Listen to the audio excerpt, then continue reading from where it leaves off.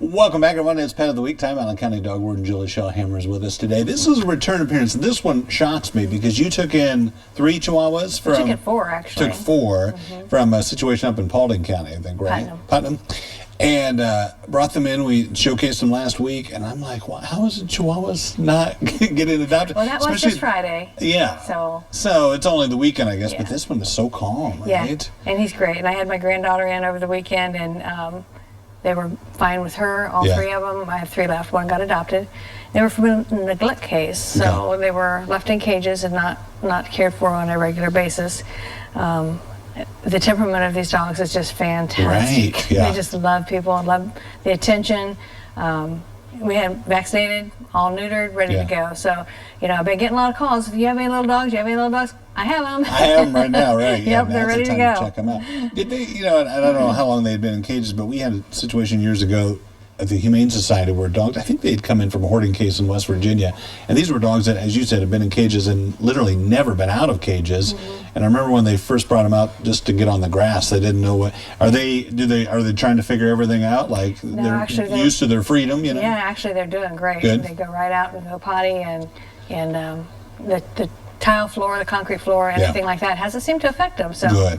They're just waiting for a good home, right? Yeah. Okay. Well, you guys said you've had calls too because of we're supposed to have kind of a rainy week, and you get a lot of calls those weeks. Yeah. Yeah. I want to make sure everybody checks their dogs. You know, you should be going out there a couple times a day anyway, checking the water and feeding, but make sure that the doghouse is faced away from the wind so that it isn't blowing that rain right on the dog. The bedding, real important to make sure that that is dry.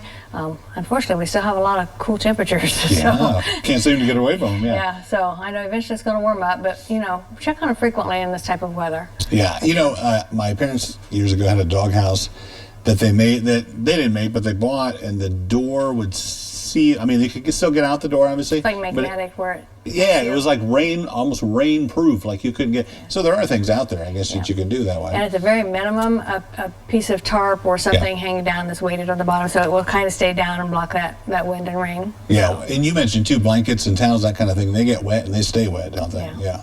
Yeah, it'll never dry out in this type of weather that we're having. You know, the moisture is in there and it's going to stay wet. So the straw is real easy to change. Sure.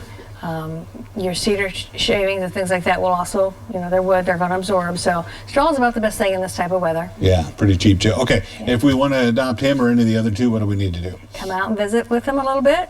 If you got another dog, go ahead and bring it. They seem to be good with other dogs, and we haven't had any issues with them. They're just great little guys. They're very loving dogs. This one's fur is so beautiful too. It's got that it's kind of a merle colored fur.